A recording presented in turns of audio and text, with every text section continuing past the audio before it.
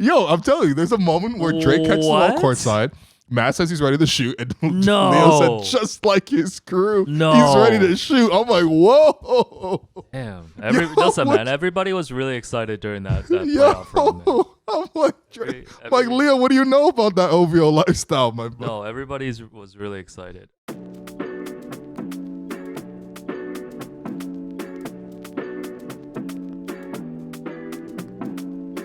Hello and welcome. I'm your host, William Liu. I'm joined by co-host Alex Wong. This is the Championship Reaction Podcast series. We are on episode 4 here of 10 iconic games, marking the Raptors' run to that championship in 2019. Of course, if you haven't seen the previous episodes, you got to catch those. Where we went Game 7. We got Danny Green on to talk about it. We talked about how funny Game 1 was against Orlando. But right now, there's nothing funny about this game. This was an exhausting affair. Raptors beating the Milwaukee Bucks 118-112. At this point, Milwaukee was still up 2-1 in the series, but the Raptors were able to outlast the Milwaukee Bucks. And that's the key word, outlast, because it was an exhausting affair. And it took 2 overtimes to finally put away the Milwaukee Bucks for the first time in the series. And, you know, to illustrate this, Kawhi Leonard played 52 games, man. 52 minutes. 52 minutes. It did feel like 52 games. It felt like 52 games watching this thing back. That whole game. Yeah, 52 minutes. He was limping in the first quarter. He was limping 5 minutes in. He went for a layup. And 5 minutes in, he was limping. In the fourth quarter, he was limping. In overtime, when we get to it, he's going to have a huge dunk, and he's limping to the bench after. He looked pissed off after the buzzer sounded. It was like, how long do I have to stay in Toronto and do this? Why do we keep winning?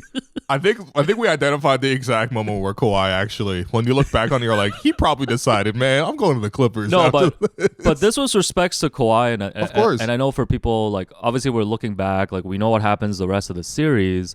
Like, he was struggling physically that series. Like, that was the most, I think up to that point in the playoffs, that was the most noticeable that I had seen of him just, like, physically struggling out there. Yeah, I mean, everyone knows, especially with Kawhi now, like, his health is continuing to break down even more and more. This is Kawhi at his very peak. And, you know, I actually went through and looked at all the games that he ever played. The next closest he played was 46 minutes. And that was in an overtime game where they lost. The Clippers lost to Dallas next year in the bubble. He played 46 minutes in that game. But nowhere else has he ever come close to playing 52 minutes. You know what I mean? And that's what they needed for him to actually, you know, take just one game. Because I think the other context coming in here is just, like, the Bucks. It's hard to say this now because the Bucks kind of became this, like, target of slander, and the Raptor fans and Bucks fans have sort of had this back and forth kind of thing. Of course, the Raptors are 2-0 against the Bucks in the playoffs, so, you know, there's that aspect. But coming into this game, the Bucks were 10-1. Yeah, so they were 10-1. They swept Blake Griffin's Pistons in the first round. Oh, Dwayne Casey's Pistons. Yes. They beat Kyrie's Celtics in 5 in round 2. And I believe they had one of the top, after winning, and then, of course, Game 1 and 2. In Game 1, the Raptors are up by 7 heading into the fourth quarter. And Kyle has a huge game that game, 30 points. Mm-hmm. He has 7 threes. Kawhi has 31. But in the fourth quarter, the Raptors just blow it. Crazy stat in the fourth quarter. Kyle goes 5 for 7 in the fourth quarter. The rest of the team was 0 for 15. Goodness. From the field. So Kyle was the only one who hit field goals in that fourth quarter. They end up losing by 8 points. And I remember after Game 1, it's like, man, they really blew a Kyle game. They blew a Kyle game. You can't they blew waste a chance. Because Kyle started this whole thing with 0. Yes. Yeah. Right? So when he gives you 30, it's like, how do you not win? Yeah, so they lose a Game 1 against Orlando when Kyle has 0, and they lose a Game 1 when Kyle has 30 on the road in Milwaukee. So that was crushing. Because I don't think anyone was really maybe you split, maybe you get Game 2, but coming off that Game 7 against the Sixers, short turnaround, it's like, man, if they could steal Game 1, they're looking great. They don't do it. Game 2, the Bucks just absolutely blow them out. It's like 64-39 at the half. They lead the whole game. Yeah. Absolute destroyed them. I think a 22-point win. But the context for the Bucks is at this point now, they're 10-1, and I think they have, like, what, the 3rd best point differential in playoff history, right? No, this is ridiculous because they showed the stat on the broadcast. Through the first 11 games, the point differential. So the 2017 Warriors, which obviously went on, I think they went 16-1. right? They won the championship. Yeah, KD Warriors. Plus 182 points through the first 11 games. So that's very dominant. The 0-1 Lakers, which also went 16-1 in the playoffs. Shaq and Kobe Iverson only gets the one game against them. Right. The Ty Lue step over, that's plus 170, right?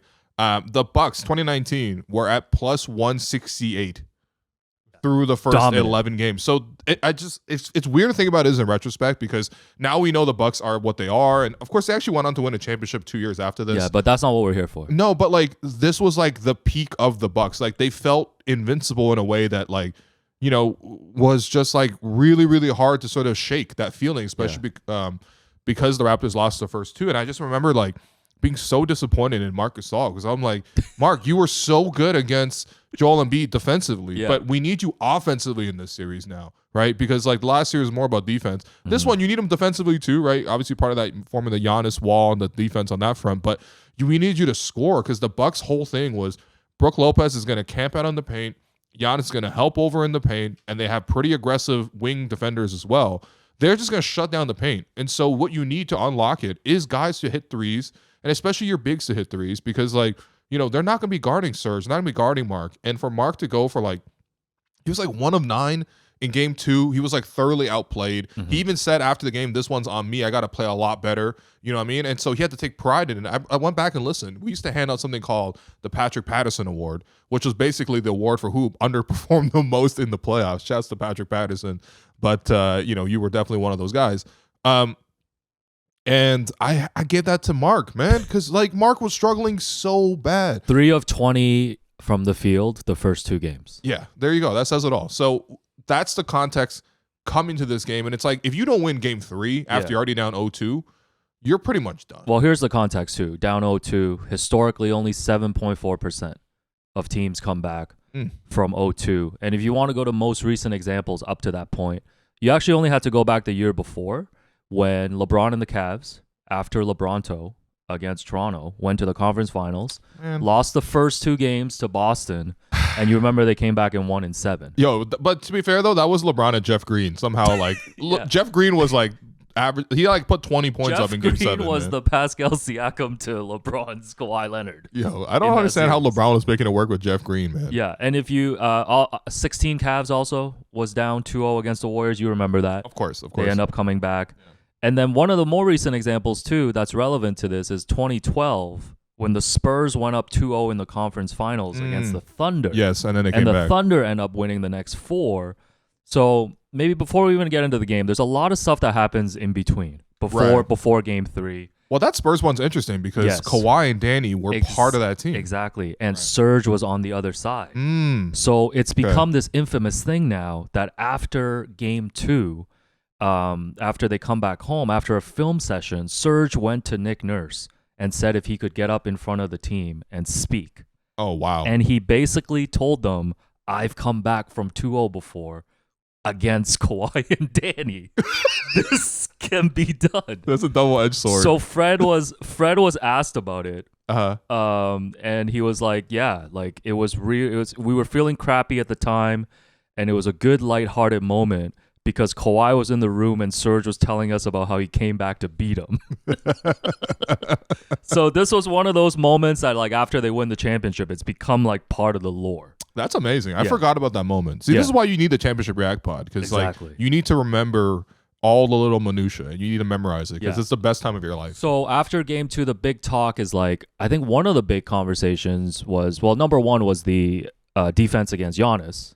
Yeah. How the team was going to adjust to that, because he was dominating through 2 games, 30 points, 17 rebounds in game 2. Damn. And Nick was, because we did a React pod, and I went back, we listened to it a little bit. And one of the things that Nick was hinting at was a change in the starting lineup. He kept saying, we're going to change. We're going to have to look at changing the lineup. So at the time when he says that, what were you thinking in terms of what change he might have gone with? I think there were probably 2 obvious changes. The 2 starters at that point that were struggling the most were Danny Green, and then also Marc Gasol. And so you were thinking maybe you switch in Serge for Mark, maybe you switch in Norm, who always played well against Milwaukee, and he certainly goes on to play well in this game.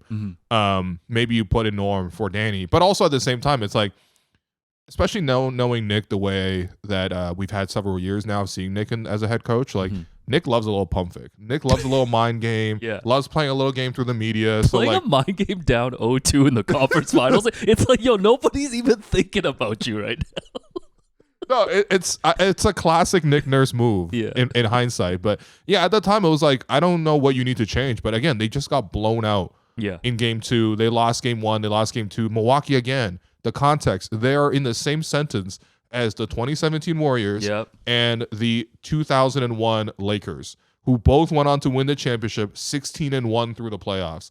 That's how dominant they were. And 60, and even if you go back, 60 wins in the regular season. Yes. Best defensive rating in the league. Mm-hmm. And they only lost back-to-back games once all season at this point. That's crazy. Yeah. So they were like 21-1, like after losses. Yeah, these are like all the stats coming into game 3. Yes. And plus, obviously, the stats of teams having to come back from 0-2, which honestly makes this one of the most enjoyable rewatches of the championship run. No, but it had a lot of stress. Like, this wasn't game 7 stress against the Sixers, but it was still stressful because, like, the Raptors were playing good basketball. They held the lead for the most of the game as well, but they just couldn't build anything big. Yeah. They couldn't build anything sustainable. And it was sort of like the Raptors would always go through like 2 or 3 minute stretches where they can't score. Mm-hmm. And then the Bucks would come back in it. And honestly, even though the Raptors, I mean, the big thing is like, they just guard Giannis really well, right? Like this is probably Giannis's worst game probably of his career by the time he hits his prime, man. Yeah, even into the fourth quarter, he only has like 6 points. He has 6 points going into the fourth quarter. He has 12 points from the night, 5 of 16 shooting with 8 turnovers against 7 assists. He has 23 rebounds. Yeah, but that's cool, man. I just saw Walker Kessler get 25. No, Giannis could have been Wilt in this series, grabbing 55 boards as long as he wasn't scoring. He was 2 of 7 from the free throw line. This was before he did that really extended free throw routine. Yeah, but he was a little quicker. No, but I do remember like being in the arena for that. The crowd was just on you. Like, yeah. I mean, it's the playoffs, it's the Eastern Conference Finals, so I expect that intensity, but like it was on, man. Huge shout out to that Scotiabank Arena crowd. Yeah. We were talking about this because like we're watching this back on the broadcast. Like at the time we were in the arena. Right. But even like seeing it on the broadcast, like, man, I miss that Scotiabank Arena energy, man. Even when the broadcast starts on Sportsnet and they play the intros and Strizzy's introducing everybody, and the crowd is just getting hyped. Boss from Barcelona. Oh man. Oh, chills. Man, now we got We the North. Everybody's singing the national when anthem. When they bring out the giant Canadian flag. Yes, the giant Canadian flag, the giant We the North flag, and everybody's like in the 100 levels underneath that flag. This was when basketball mattered. Woo! This was when basketball mattered. That's why we got to do these pods, man. Yeah, so let's talk about, so we start of the game, right? What is the new defensive strategy? What has Nick? What's the adjustment that Nick has made in terms of Giannis? Surprise! Nick doesn't change the starting lineup. Yeah. So Nick would go on to say that he clarified and said, "I did say I was going to change the lineup, but I meant the rotation, the bench lineup." Oh, brother! Which once again, you're down 0-2 in the finals. Yeah, Nick, focus, get your head man. in the game, yeah, man. You know what? Hit you with the Andre Iguodala, man. Focus, this ain't Liverpool in England or British basketball league, okay? I'm hurting right now as a Liverpool fan. This is the National Basketball Association. Okay, let's focus. So he does change the defensive matchups, and he does change his rotation in terms of like he brings in Norm a lot earlier for Danny. That's pretty much it. Actually, this is.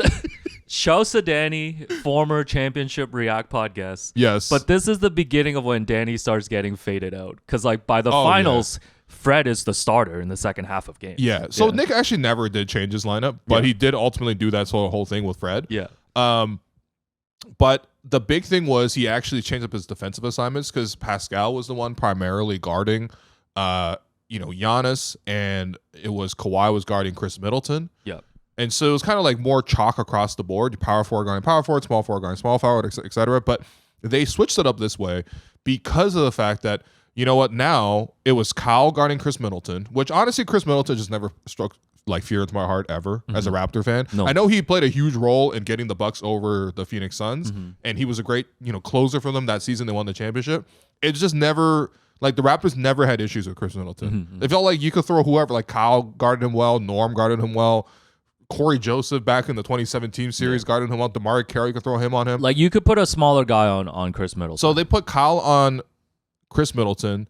they put Kawhi on guarding Giannis, and then they took Pascal and they put him on Eric Bledsoe. And this is a pretty innovative move at that time because what this did was it freed up the Raptors to use Pascal as a help defender because they weren't guarding Eric Bledsoe. They're saying, you know what, you can drive, you can shoot, whatever. We'll meet you at the rim, but otherwise, when you're on the perimeter, we're not going to come to you at all. And plus, Pascal had foot speed. The thing is, young Pascal... his athleticism stands out so much in these games. Yes. The year before this, in 2018, when the Raptors beat the Wizards in the first round, they actually had an adjustment where they put Pascal on John Wall.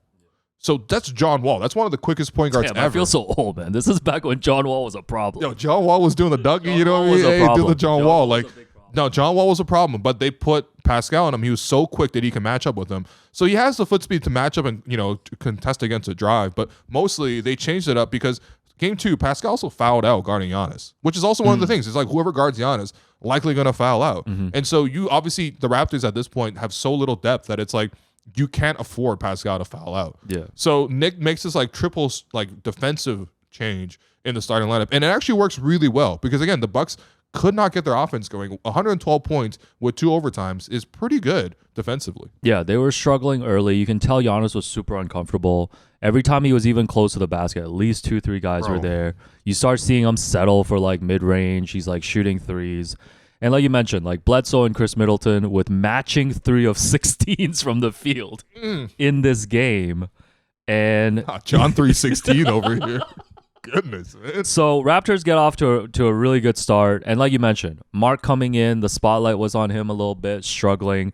Super aggressive early, hits two threes really early. And he's just involved. He's making great passes. He's playing great defense. Just a different Marc. And I think the thing we always talked about Marc during that playoff run was he was just always hesitant to shoot at times. Yeah. And he was just letting it fly. Just like Leo Round said as one of the keys to the game before the game, Marc was letting it fly early, and it was huge for the Raptors. Hey, big shouts to Leo because Leo used to always give his 3 things for the game. Yeah. And his 3 things for this game were 1, physicality, which makes sense. Obviously the Bucks are big. Number 2, more physicality. Honestly, makes sense as well. Okay, because they're more big. Yeah. And then number 3 was let it fly. Yeah. So I think all that was in a way directed at a guy like Marc because look, man, when we got Marc Gasol, it was we know that he's on his last legs. He's nearing the end of his prime, but it's still Marc Gasol, man. The Raptors have wanted Marc Gasol. I remember even going back to 2014, the Raptors had rumors that they wanted Marc Gasol, man. So this is 2019 at this point. Marc is a guy who's won a Defensive Player of the Year. He's been an All-NBA player. He's been a multiple-time All-Star, has been the pivotal piece for a Grizzlies team that was built around, in large part, what Marc did. Obviously, in addition to guys like Tony Allen and Zebo and Mike Conley and stuff. But it was Marc. Marc was their best player. So it's for Marc to come here and then just he just wasn't moving. He just wasn't shooting the ball. He pretended he was Tyler Hansbrough or something. It's no, you're not. You're Marc Gasol. You're a great player. And if we're going to get past Milwaukee, we're going to need you to be great offensively as well. And to see that first quarter, because again, they're disrespecting him. Brook Lopez is I'm not going to guard you. I'm going to leave you on the 3. And he's just all right, cool. Bang, here's another 3. Here's another 3. Let me go in the post. I mean, they were guarding with Ersan Ilyasova in the post, man. Come on. So he was taking those guys on. And byproduct of Marc being aggressive and guys having to react to Marc, it activated the best part of his offense, which was his passing. Yeah. He had so many great dimes. No-look dime to Pascal for an N1 at one point. No-look dimes. He was so good at finding cutters, cutting through the lane. Him and Kawhi connected a bunch. Him and Norm connected. Him and Norm always had a great chemistry. I just finding guys in spaces too. Yes. It was just incredible. And it's but you have to actually be a threat to be respected and given the space to play make. First quarter, the 2 guys that really jumped out to me, the Raptors lead by 9 after 1, and it's Marc. Marc has 8 points in that first quarter and all the stuff that we talked about. Like you mentioned, Norm comes off the bench because Danny just cannot hit a shot in this game, although we'll get to the one shot that he makes. But Norm comes off the bench and gives them an instant boost, 10 points in that first quarter. Those 2 guys carried the offense in that first quarter. Yeah, and I think the one thing with Norm is that you have to understand, Norm up until this point in the playoffs was also not playing well. I know the big focus is Fred, and we'll actually get to some Fred numbers later on because it's actually kind of unbelievable thinking back now. That he's about to save our season in couple days. I'm gonna quickly look it up because up to this point, Norm was just not heavily involved in just any of the playoff stuff. In the Philly series, Norm and Fred were just terrible. Norm through the first 2 series was averaging 5.9 points, playing 15 minutes a game. He didn't shoot it that poorly, but he just wasn't used at all. Like, he was completely benched, for example, for Game 7, right? Like, they were using Pat McCaw sometimes in place of Norm in that Sixers series. So Norm was really struggling until this point, but Norm always played well against the Bucks. Like, he always played well against the Bucks. There's that infamous game where, you know, in 2017, Dwayne Casey actually did change the lineup. He took, I think, Serge off the starting lineup. I was actually it was not again. It might have been JV actually. Now thinking back on it, it might have been JV. But they used to play 2 bigs with Serge and JV. They took one of the bigs out. They put Norm in, and that was the game where Norm went like 9 for 11. He went off. Yeah, and he completely swung that Bucks series around. But like Norm always played well against Milwaukee, and I think now, when I think back on it, the one thing is Milwaukee's guards. They just like they would always have one good point guard defender, you know what I mean? Like, I wouldn't say like Eric Bledsoe's not a good defender. Like, he did try to do a good job trying to fight around screens and stuff, but it felt like you can get at Chris Middleton. That guy just, even looking back at it, like, he just still looks unathletic. It's funny because I watched Chris Middleton now with the Wizards, and I'm like, oh yeah, this guy's like an old man. But like, even back then, he kind of moved like an old man. It's very funny to see. I think you described it perfectly when you said like you're not really stressed about Chris Middleton. I was never stressed about him, even though he was great in 2021. I know, like, but the thing I hated was Brook Lopez's stupid rainbow threes. Oh yeah, Splash Mountain. That stuff doesn't look like it should work, man. This is also the series where that infamous Raptor fan is like heckling Brook Lopez at warm-ups, being like, "You are horrible. Oh my god, get in the painted area." Like, it kind of felt like that in this game. But basically, Norm like always had a moment against the Bucks, and that's exactly what happened. Norm goes on to have 19 points in this one. Yep. He has 18 points in Game 4 as well, looking ahead. And those are the 2 games the Raptors needed to even the series. And like, whatever, Norm doesn't really have many other moments the rest of the way. Like, he has 3 0-point games, for example, in the finals. He doesn't get a dap from Kawhi. He gets a great interview, though, years later from your boys at Hello Welcome podcast. That's right. But for any, like, you just needed something from somebody. And this is the thing I think back on it is just this finals team for the Raptors was just so well built because it felt like when you pack for a camping trip. Yeah. And it's like at some point you're gonna need that lantern. At some point you're gonna need like the pots and pans. At some point you're gonna need like a rope or something. Yeah. And it was just like, you know, for the Raptors, every single game, you're not going to use every single player, but they had just enough in every single moment. Somebody would emerge as a hero. And this one, it was Marc, it was Norm, and it was actually Pascal as well, because Pascal played in a phenomenal game looking back on this game. This is one of my favorite games because people will go back and talk about, and we obviously give Kawhi the credit for leading this team to the championship, but this game had everything. This game had, you could look down up and down the roster, even a Danny Green who goes 1 of 9. But it was a big one. Ends up hitting a huge 3 to open overtime. And like everybody contributed. Like everybody contributed in their own way, in just the way that you described. And I think this was like a perfect 2019 championship run game. Like, season was on the line, absolute must win. Kawhi goes the 52 minutes, but everybody contributes here.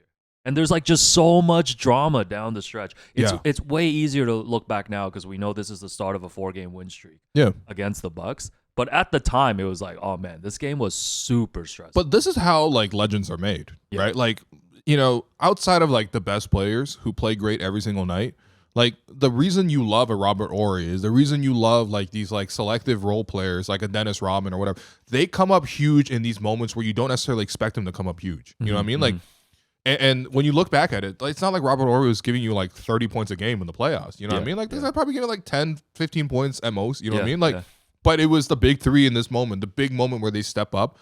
And like, that's why we love Serge, because 27 in Game 7 he hits those threes, right? Like, he's the only other guy besides Kawhi who's not afraid to shoot. You know, that's why we love Kyle, because he has that takeover moment, you know, in Game 6, and he starts the team off perfectly. You know, that's why we love Pascal, because he has, you know, these moments where when he's on, like him and Kawhi, when they're on, they look perfect. Game together. 1 against the finals, clinches it with the basket in Game 6. Right. It's crazy. And this is Norm's moment. This is when Norm made his legend as a Raptor. Every player has their moment during this run. This game had everything. We even got the Jody Meeks 1-minute cameo at the end of the third quarter because of foul trouble. So if you want, we can jump to the fourth quarter, because like the game actually goes back and forth. It's back and forth. The Raptors are up by 7 at the half.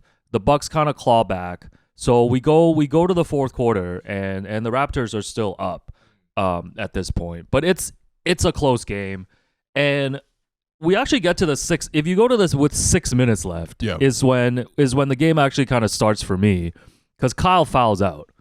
Kyle fouls out with 6 minutes left, and at this point, the Raps are up 88 to 82, and the Bucks go on a 6-0 run right after. By the way, can we discuss Kyle fouling out? Because obviously, when you watch it back, you know what's going to happen, so you look for these trends. So I'm like, okay, where do some of these fouls occur? Sure. There was a foul, and I might have to request Jerome to put this in, post edit. But there was a play where Kyle Lowry tried to take a charge twice on the same play, and he looked so funny trying to do it, because it was a drive, I think, originally by Malcolm Brogdon. He tries to slide in for the charge. Honestly, should have been called for something should have been called, whether it was a block or a charge. Sure. There was enough contact where he gets knocked over. No call. They missed the shot. The Bucks get the rebound. They swing it into the corner. They swing it to the top, and then that player starts driving again. He tries to draw it again. Kyle literally pops up from being on the floor to standing in position, and then gets knocked over again. It's actually so funny to watch. But that was a trade-off. He deserved those 6 fouls. Kyle fouls 6 times every game, no problem. He earned those fouls, and just overall as a team, that's the trade-off for the team being like super aggressive on defense. For sure. I could not believe it when he fouled out with 6 minutes left. I actually forgot about this detail. Yes. So the Bucks tied up. So now Fred is in to run point for the rest of the game. Right. And with 3 minutes left, at this point, Danny and Fred are a combined 0 for 13 from the field, okay? Like, they have not made a single shot. You don't understand. Nowadays, when you think back and you're like, okay, Fred's in to replace Kyle, you're like, okay, that's okay. We saw Fred. Like, Fred, it's still a really good player, like made an all-star team, makes the max now, whatever. I have to give you Fred VanVleet's numbers after game 3, so including the game that we're talking about right now. Right. So this is through, 15 games at this point of the playoffs. These are Fred VanVleet's numbers through the first 15 games of that run. 4 points per game on 25% shooting from the field and 20% from 3. And this includes a pretty good game 1 where we gained one of his 3 stars.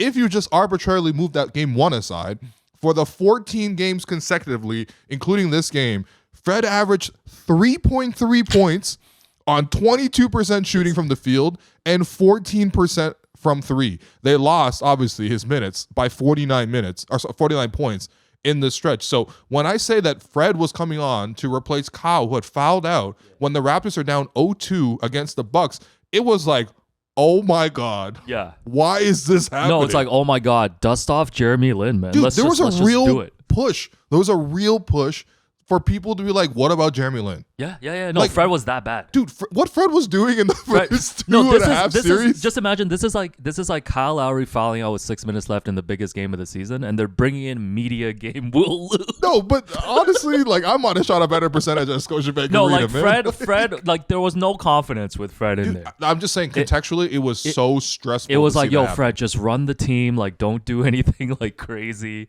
Just don't mess it up. Yeah. And of course, he makes one shot out of 11 attempts in this game, and the one shot is huge with 3 minutes left. Yes. After the Bucks have come back to tie it at 88, he hits a huge 3 to put them up by 3. Yes. So perfect timing. And I think especially after this, it was like the legend obviously is that like Fred and his wife, they have Fred Jr.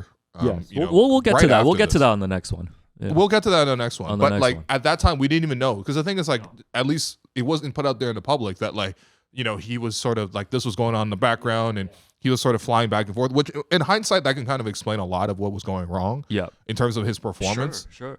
Just because, like, again, a lot of things happen in your real life, but I'm going to say in the Phillies series, it was just because everyone was really big. Okay, fair enough. No, Fred looked like a lost child in the mall, man. It was crazy, bro. 3.3 points on 22% shooting through 14 games. No, it's crazy. So How's that possible? So Fred hits the 3, and then Mr. George Hill responds with a 3 to tie it up. Yeah, George Hill. Kawhi's like, all right, I got this. Hits his patented mid-range. Mm-hmm. Good. They go up by 2. Brook Lopez misses a 3. Huge board from Fred. Credit to Fred on that. Hey, he had a great box out, man. Yeah, Kawhi misses. I think there's a foul on the Bucks on the rebound, and Pascal goes to the line. He makes 1 of 2. Yeah. So at this point, they're up 3. Yes. Raps are up 3 with about 90 seconds left. Bledsoe comes back the other way, bricks a 3. He's Why is Eric Bledsoe shooting a 3? Not a lot of Giannis here. Not a lot of Giannis. No, but Giannis had no rhythm at all in this game. Not a lot of Giannis here late game. Bledsoe misses a 3 to tie. Raptors come back the other way. Middleton fouls Kawhi at the basket. Kawhi makes both, so they're up 5 now with about a minute left. Which you should win. Yeah. At this point, you're feeling up pretty 5 good. with a minute. You're pretty good. Just play the possession game, make maybe one more basket, one more stop. You're done. Right. But on the next possession, Norm fouls out. He fouls Bledsoe. Right. Yeah, so Norm fouls out, and he's like super pissed about the call because I think he thought he was pushed. He was pushed on the play. Brook right? Lopez, so he's chasing Eric Bledsoe around a screen. Brook comes to set that screen. Bledsoe doesn't use it. He rejects it. He drives away from the screen. Yeah. And Brook pushes Norm from behind. Yeah. And Norm, stumbling, falls into Eric Bledsoe. And they called Norm for a 6th foul at that time. Like, Norm looked like he was damn near going to cry when they went to the bench. The funniest thing is, Bledsoe goes to the line now. So Raps up 5. Yeah. Bledsoe misses the first one, and the camera pans to Norm, and he's like screaming, crying. He's like, yeah! He's like, I told you. He's like, ball don't lie. Yeah, he's like, ball don't lie, but I'm also crying right now. So then Bledsoe makes the second. So now Raps up 4. Right. Which is still a good position. You're up under 4 with the ball. Under up a minute. 4 with the ball under a minute. You should minute. absolutely secure Next the win. possession, Fred misses a corner 3. Why is Fred shooting a corner They run 3? the clock. They run the clock down. Fred misses a corner 3. I think it's in transition. Brogdon comes back, gets a layup. So 38 seconds left. Raps are still up 2. Okay, still not terrible. Yeah. So they run another play that somehow ends up in a 3 for Fred again. Brother. So Fred has 2 chances to put the game away. Yeah, right. I think they're like doubling, tripling Kawhi like crazy at this point. Yeah, he was pretty open for these. Yeah, so he was shooting 14% from 3, so you understand why they were open. Yeah. So here's the next key possession. They come back down, and Middleton has this like leaning 3 to take the lead, which would have, there would have still been time on the clock, but that could have been the game winner to end the series, basically. Yeah, but what did we say about Chris Middleton? Yeah, he bricks it terribly. We're not worried about Chris Middleton. but that's a big what if. Not worried about Christopher Middleton. That's a big what if. That's Christopher Middleton. No, that goes in, and there's no championship. There's nothing. Okay. So he misses. Giannis has to foul because there's 7 seconds left. They're down 2. Right. And then Mr. Pascal goes to the line and misses both. Okay, here's the thing. At this point, I think now when we think back on it, especially towards the end of his Raptor tenure, it was like Pascal always felt like he would go 1 for 2. Right. Like, even though his free throw percentage will be like 75%, so it's not 1 for 2. That's 3 for 4. But it felt like when you needed it. It was always when you needed it. It felt like 1 for 2. Yeah. But at this point, like, we never thought of Pascal as a guy with free throw issues. He was just like your average 3-point shooter. You know what I mean? But yeah, he goes 0 for 2 on the free throw line there, which is, again, just absolutely devastating. Crushing. Because you could have just secured the win right there. Crushing. And of course, now you give the chance for Milwaukee to tie or even win. And keep in mind, no Kyle or Norm at this point. Right. Like, if you go into OT, like you're down 2 guys. You got Kawhi getting guarded by 4 guys, and he's kicking it out to Fred and Danny, which at this point was a tough combo. Yeah. They went on to be great. But right now, in that moment, like, the Raptors are shorthanded, and so he misses both. Pascal's devastated, going to the bench. Yeah, they come back out. Middleton gets he's in the corner, drives to the basket, misses, and gets his own putback. Right. Ties it up. 2.2 left, and then they drop this play. Mark inbounds over Giannis to Pascal almost at midcourt, who launches a 3. It's a horrible play. It's just no chance. So we go to overtime. Before we get back to the show, we just want to let you know that this podcast is proudly brought to you by Tangerine. Tangerine is the official bank of Hello and Welcome, the Toronto Raptors, WNBA, and the NBA. Yeah, man, and fans are at the core of everything that Tangerine does, and they're not just fans of basketball, they're fans of fans, right? And Will, I know you know what it's like to be a fan. You're a fan who's got a nickname for every starter. You're a fan who's 5 inches from the screen when the game is on. You're a fan who'll show up to Jurassic Park in a blizzard to cheer on your team. They call me Fan Ho Park. No, that's what Tangerine is all about. Fans of fans. Yeah, no, absolutely. And if you're hearing this, there's no doubting your commitment. And fans like you are at the heart of what makes this game special. That's why for the Raptors' 30th anniversary, Tangerine is shining a light on you, the fans, and celebrating the passion that you bring to the stands because this is how we fan. To learn more about Tangerine's basketball partnerships, head to tangerine.ca/basketball. Now let's get back to the show. Right. So we go to overtime. Again, Raptors are shorthanded. At this point, Danny Green, I believe, is 0 for 8. And we got Fred and Danny on the court. It's the starters, but Fred is in for Kyle, who's fouled out. Yeah. And Danny opens the overtime, 90 seconds in, nobody's scored, and he hits his first shot of the game. He hits the 3. So Fred and Danny both only make 1 3 in this game, and they were both huge. Well, it would have been better if they made one more 3. But narratively, we're going to go with the fact that those were 2 key 3-pointers. No, they were absolutely 2 key 3-pointers. Yeah. And again, like it sounds funny when you think about it now because you're not living in the moment. But when you go back and watch it, how tense it is, you cannot overestimate like the pressure, the tension, the physicality, more physicality. You know what I mean? Like, it is so difficult to get anything routine accomplished. This is not your regular Raptors Wizards in March where you could do whatever you want. You know what I mean? Like, this isn't AJ Lawson going for 7 threes and 32 points, a career high. Congrats to AJ Lawson.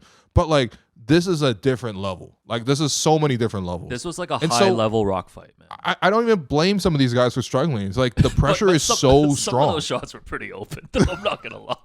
It wasn't like defenders are flying at Danny. Okay, fair enough. Let's be fair. But he hits a huge 3. Danny Green hits a huge 3 to put the lead up to 4.2. So they're up. Yep. To start the quarter. Giannis gets fouled. He misses both free throws. Oh, man. On the other end. But, the arena, bro. But offensive rebound to Giannis. Yes. And Mr. George Hill again hits a 3 to tie it. Freaking George Hill, man. George had like 26 points in this game. Yeah, George Hill was huge for them. And then why Kawhi crawled under his leg, man? Honestly, overtime's just kind of a brick fest. They go back and forth here. Like Kawhi hits another step back against Middleton. So they're up. Raps again up 4. They're up 4 with a minute left. Up 4 with a minute left. It's chill. Brogdon even turns the ball over on the next possession. I think Kawhi makes a steal, but then like Pascal misses. Brogdon comes back, hits a little floater. So now 40 seconds left. Raps are still up 3. Okay, and they've got the ball. Kawhi misses a 3. Right. And then they go back on the other end, and Fred fouls Mr. George Hill. Right. And George Hill makes both. Right. So now they're tied again. So Raps again had like 2 possessions to put it away. Yeah. Couldn't do it. Right. Tied with 14 seconds left. And then Marc inbounds to Kawhi. He's guarded by Brogdon. I think they double team him like right at the end when he's going up. Barely even. He misses the fadeaway. Yeah. So now double OT. And Kawhi's minutes at this point are like at 50, pretty close to 50 at this point. Man. 47. No, man. I know Uncle Dennis was at this exact moment. He's like, yeah, man. Throwing a private jet, throwing 5 houses. Yeah. Throwing a job for the assistant coach. Yeah. Jeremy Castleberry needs a house. The Clippers are celebrating. Lawrence Frank was probably at this game. Kawhi's mom got to get a parking spot, like everything. Yeah. Get it all set up, man. Gas up the jet right now. So overtime number 2. Again, season's on the line.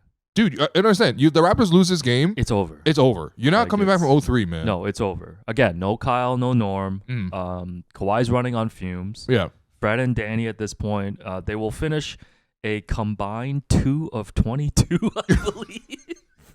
Let me make sure I get the math right. The Nets could go 2 for 22, and I look at you like this shit crazy. My bad. 2 for 20. My bad. 2 for 20. Right. Okay, overtime 2.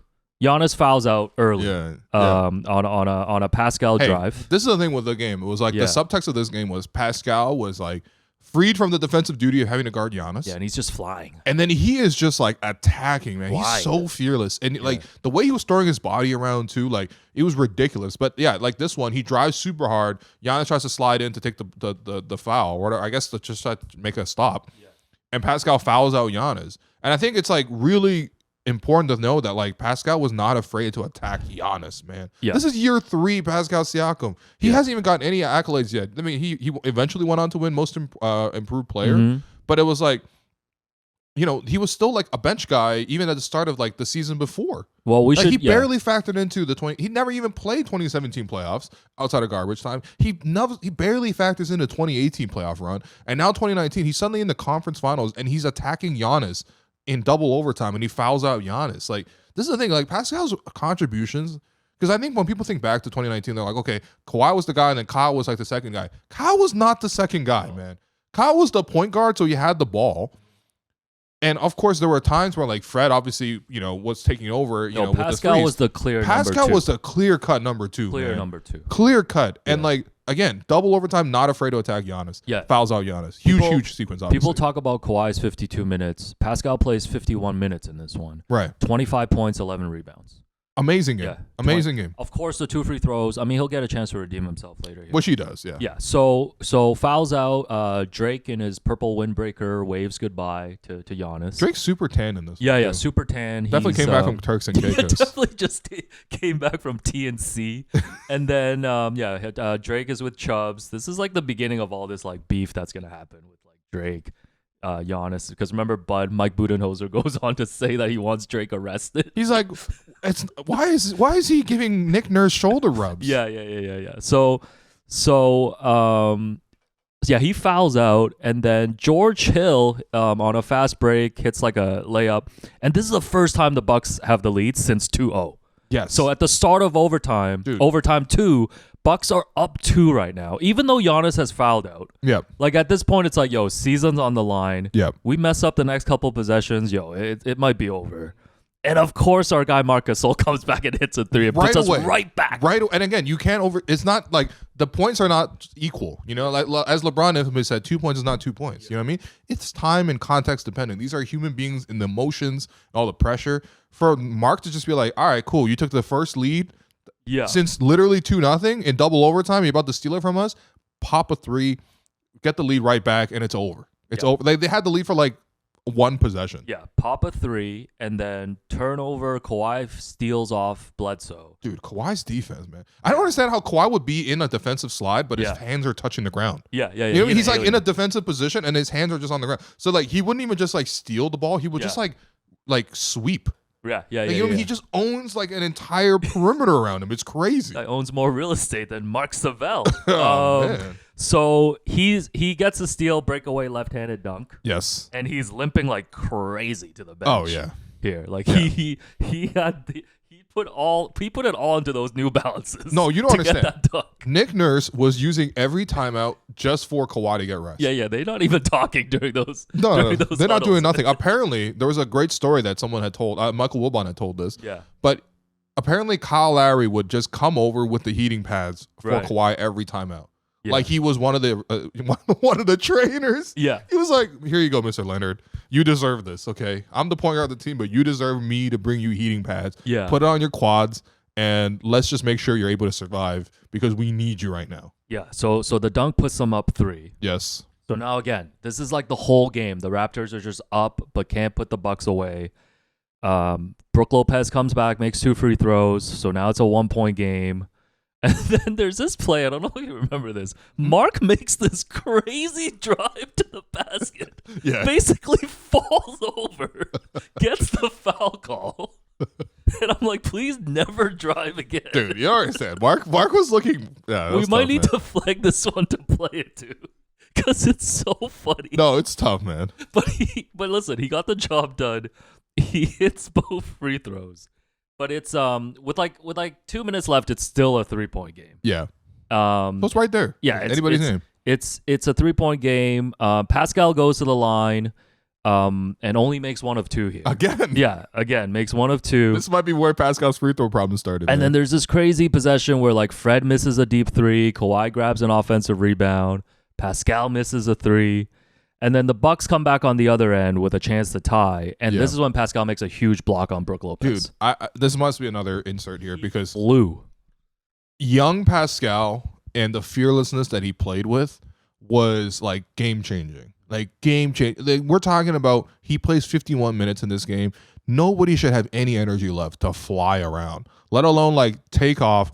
And he just demolished Brook Lopez at the rim, right? Because Brook, I think, had beat his man. He was going up for a layup. Like, it's pretty typical things. Pascal out of nowhere drops from the rafters and blocks that. And then he gets crushed on the landing, too. Oh, yeah. But the way he jumped, like, no, it's ridiculous. He flew. Man.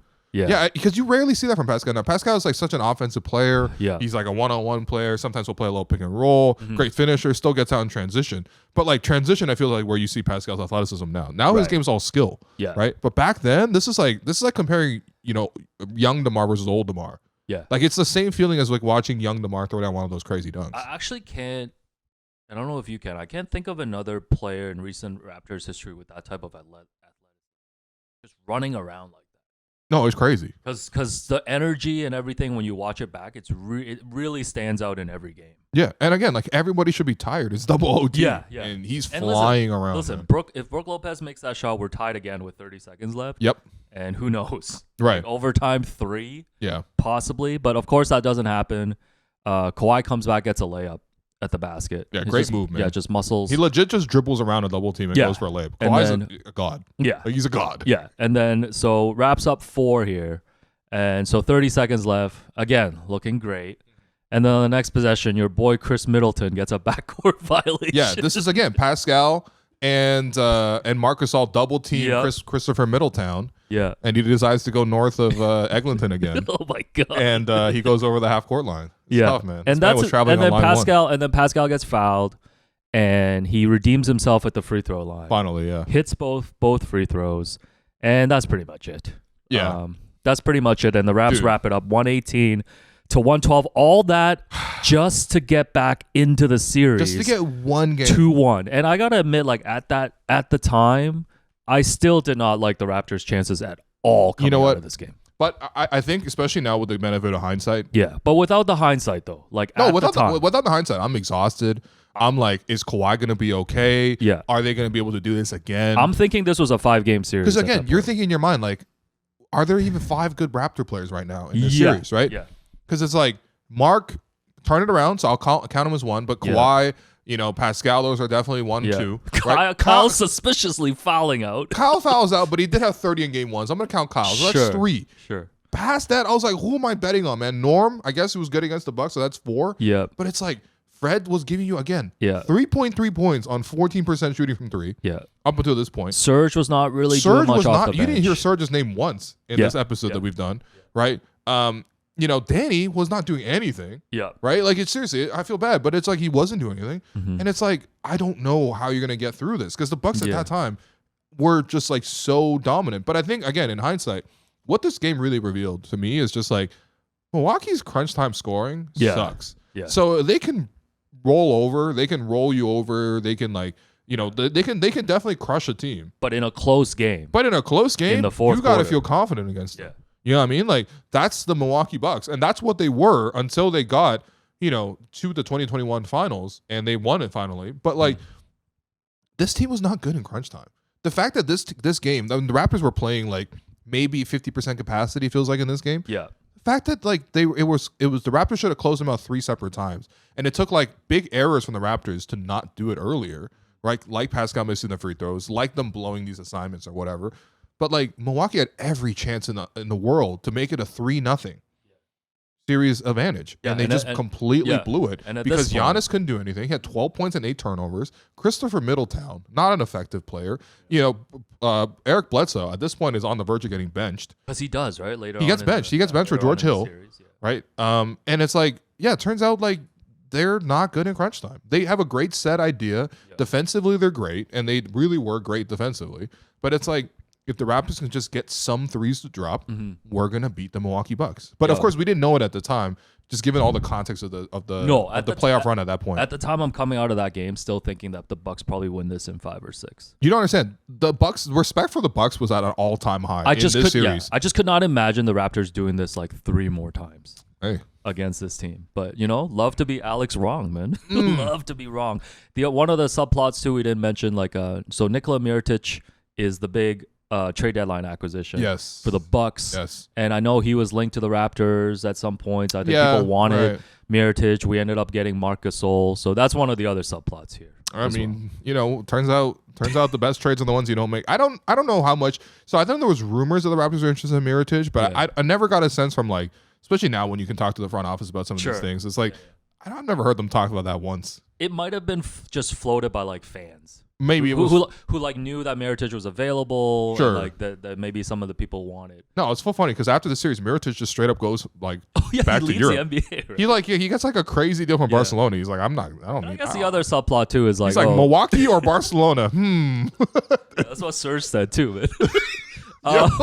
So the other subplot is like, the Raptors could have hired Mike Budenholzer in the offseason and went with Nick Nurse. So that's the coaching battle. here for the finals. And it was reported that I think Budenholzer turned down the Raptors because he's like, I think there's a better chance of going with the Milwaukee side. Right. Yeah. Well. So post game, Kawhi is asked about Serge giving that 2-0 speech, and he's like, "Me and Danny were playing on the Spurs, so we really didn't like that." Yeah, he probably said it in his that exact voice too, that exact tone. Yeah, Giannis says there's so many things that we can get better at. We'll get better. We're gonna come out in Game 4, and we're gonna be us, and we're gonna be the team that we've been all year. Yeah, I mean, it was so adorable watching these guys, in hindsight too, because they were so young. Like this is in that period where like all of a sudden Pascal came out with his personal line, Norm came out with his personal line. Fred was never invited to the podium because he was shooting he was shooting like 14%. But eventually when he would come, he would have his own gear. It was like everybody was an entrepreneur. Well, everybody instantly became an entrepreneur during the Eastern Conference Finals because like we sure Malcolm Miller didn't have like an M&M line or something. Ooh, M&M meat sponsorship. But like it was like Eric Moreland, Eric Kirkland. Don't make fun of Eric Moreland, bro. He'll find you. My bad, He'll find you, man. But like, yeah, Norm comes to the podium, got to understand the grind. Everyone got a T-shirt, a hoodie, and a bag, a customized bag. Right. UTG, understand. Yeah, the grind so he bag. had the bag on the table, and then Pascal came up and he had his own brand and the bag on the table. I'm like, dude, what's going on? Was there one? We got to find to the bottom of this. Was there one company in Toronto that found a way to like market with all these other guys? Because it's like, no wonder Nick Nurse was threatening lineup changes. Nick Nurse was like, I got my NN hat. I'm like, what's going on, man? Y'all play for the Raptors, Nick man. Nick was entrepreneur. Yeah, Nick was like, oh yeah, I got this hat. It says NN. Like, was Kyle the only pure guy? Like, Kyle was like, yo, focus, man. Because Kawhi was doing all his New Balance stuff. Oh yeah, Kawhi was airdropping. Surge was How Hungry Are You, Mafuzi. Yeah. He was starting his music career, his YouTube career. I mean, you were a big part of that, actually. Danny was potting. Yo, Danny's like, catch me on Inside the Green Room at the end of the series. Marc Gasol, you know what? Think back, Mark. Oh yeah, Mark and Kyle were the only two guys who were like super like, guys, focus. Yeah, Mark. These are our last chances to win the chip, man. Mark's like, I'm wearing the same Nike Tech fleece to every game. And Kyle was chill too. So those are the only. Kyle was relatively chill, yeah. But he did do a lot of those interviews with Rachel Nichols too. That was early in the season, yeah. And then Masai's like, yo, I'm gonna ship you to Utah if you don't shut up.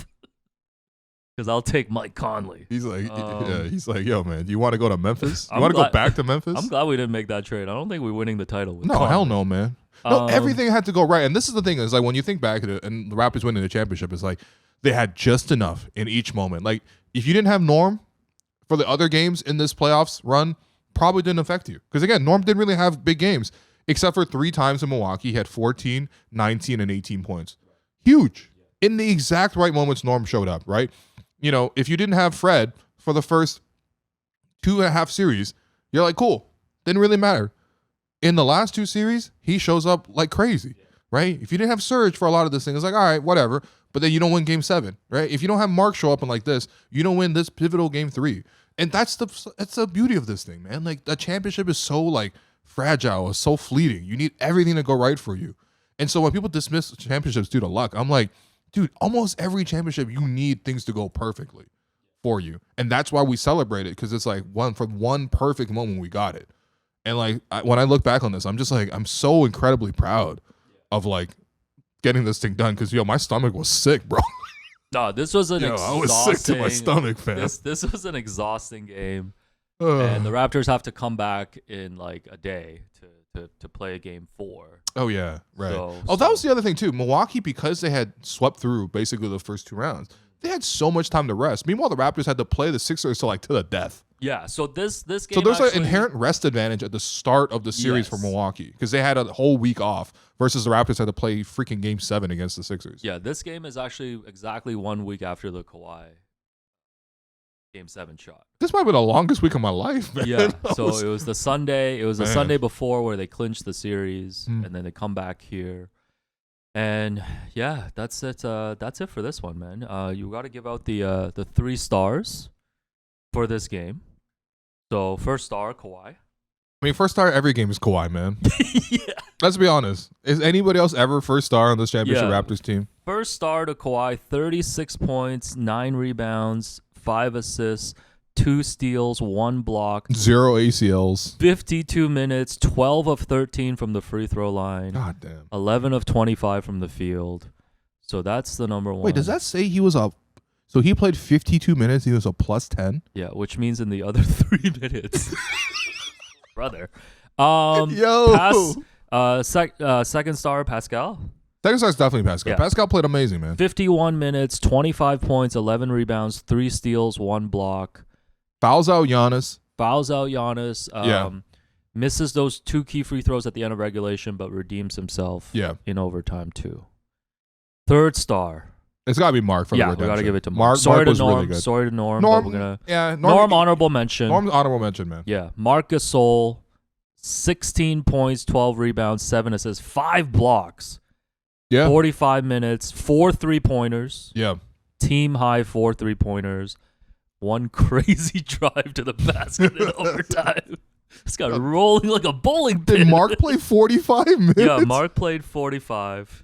Christ, man. So those are the 3 stars. The DJ Augustin Award, which is the modified Gerald Henderson Award for the playoff run, has to go to George Hill, right? George Hill, and Malcolm Brogdon were the most 2 deadly guys. So they were the top 2 leading scorers in this game. George Hill 24 points, Brogdon 20 points. But it was the George Hill ones that really burned you a lot. Yeah. Because I'm just like, because Raptors also wait, how many years in a row did we play George Hill, man? Yeah, we saw he was with the Pacers. Yeah, so Cavs. He was with the Cavs, and then we played him with the Bucks too. Yep. Why don't we just play George Hill every? Tony Snell had a Tony Snell coach's decision. By the way, the benches was also kind of interesting because I didn't realize, but Mike Budenholzer's bench had 3 future head coaches on his bench. Head coaches? Yeah. Okay. Taylor Jenkins. Okay. Yeah. Taylor Jenkins was his lead assistant. Right. He went on to go. Obviously, he's still coaching the Memphis Grizzlies. Yeah. Charles Lee, who is now coaching the Charlotte Hornets. Yeah. And then Darvin Ham. I saw a guy with hands in his pockets. Mr. Pockets?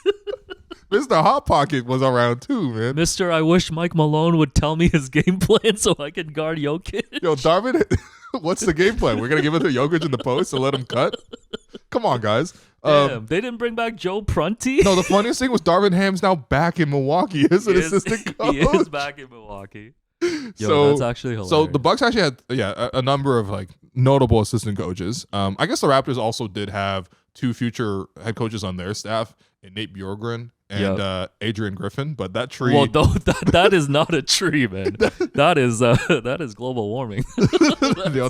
That's one of those trees that gets hit by lightning or something. That thing instantly went up the flames. Oh man, that's poisonous. That's a tough tree right there. But that was a toxic tree. Yeah, Raptors also used to get celebrities. I mean, it was also Eastern Conference Finals. Celebrity watch. Gucci Mane, right, appeared as just out of nowhere because Gucci Mane's from Atlanta. So what's the connection to Milwaukee? Yeah. He instantly becomes a Milwaukee Bucks fan, and he ends up showing up at pretty much every game of the series. Side, right next to Nav. Yeah, a huge chain. He was flexing and stuff. He was wearing a Giannis jersey. Yeah. Turns out he actually had a 6-figure bet with Drake on the series. Okay. So obviously he lost that. Yeah.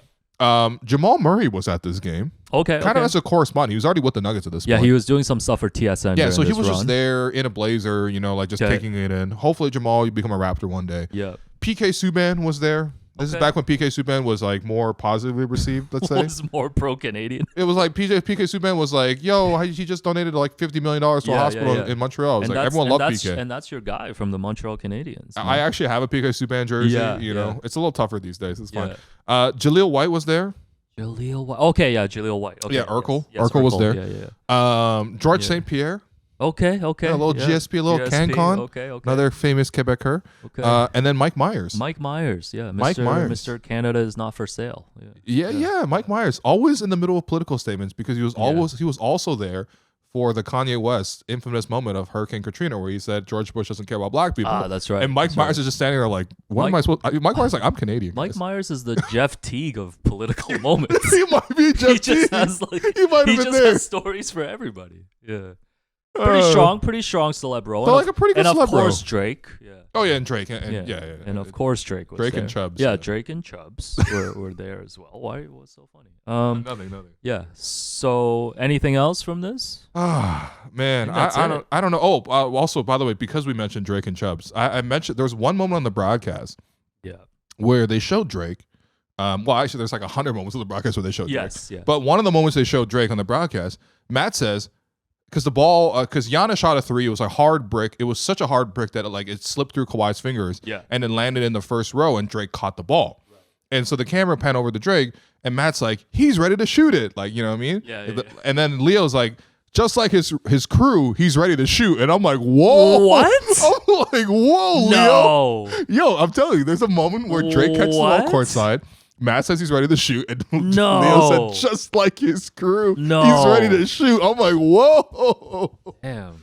Listen, man, everybody was really excited during that playoff run. I'm like, Drake, Leo, what do you know about that OVO lifestyle, my bro? No, everybody was really excited. Why did he say that, man? Yeah, I think I will rank this game probably a top 5. Probably belongs in the top 5. It's in the top 5. It's so tense. That's the thing. Yeah. It's like this game and Game 7 were the 2 most tense games for me. Yeah. And the fact that they happened in the span of a week. To be honest, I mean, we'll touch on it next time, but 5 and 6 in this series, super tense for me as well. But at that point, the momentum has swung to us. Yeah, but man, this was like, you don't win this game, 5 you're and 6, done, you bro. still had to get those games. Yeah. And 5 was a tough one to get going into the fourth quarter. 5 was a miracle, man. Until Kawhi and Fred. Yeah. And 6 was a super stress because they were trailing like crazy until Kawhi again. 26-3. Yo, 26-3 run. Yeah. So is like, if you're ever depressed, you know what I mean? Like, you just need to watch the 26-3 run. So it'll change your life. You don't need therapy, actually. You just need 26-3 run. You probably still need therapy. Okay, Ativan plus 26-3 run. You probably still need therapy. Okay, fair enough. So take the advice. Next time, I think we're gonna focus on Game 6, but we're gonna touch on 4 and 5. Okay. Because we'll recap 4 a little bit. Yeah. Catch up on 4.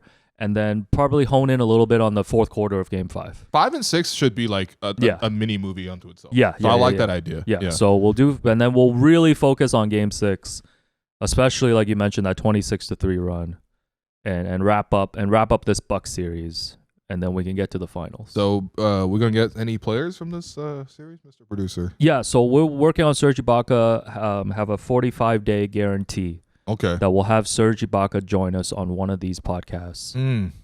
When you hear this, do a 45-day countdown. Yeah, start the clock. Start the clock, and we'll have him join us. Turn on the TikTok camera. Yeah, turn on the TikTok camera. So so we'll be back next time for Game 6 of the Eastern Conference Finals. And thanks to people who wrote in and reminded us to keep doing these. Yeah. So we started doing them again. Yeah. That's all you need, man. And if you ever want to contact us, our email is right there in the description of this episode. But this was an incredible game. This is a really fun series to look back at 2019. I hope you enjoyed it as well. Let us know what your favorite moments were from Game 3 in particular. We'll leave a link in the comment too, because you actually go back and rewatch the whole game. It's free now on NBA.com. So I will drop a link for that. But the championship run will continue. The podcast series will continue. So for myself, Will, for my co-host Alex Wong, this is the Raptors Championship Reaction Podcast Series presented by Betway.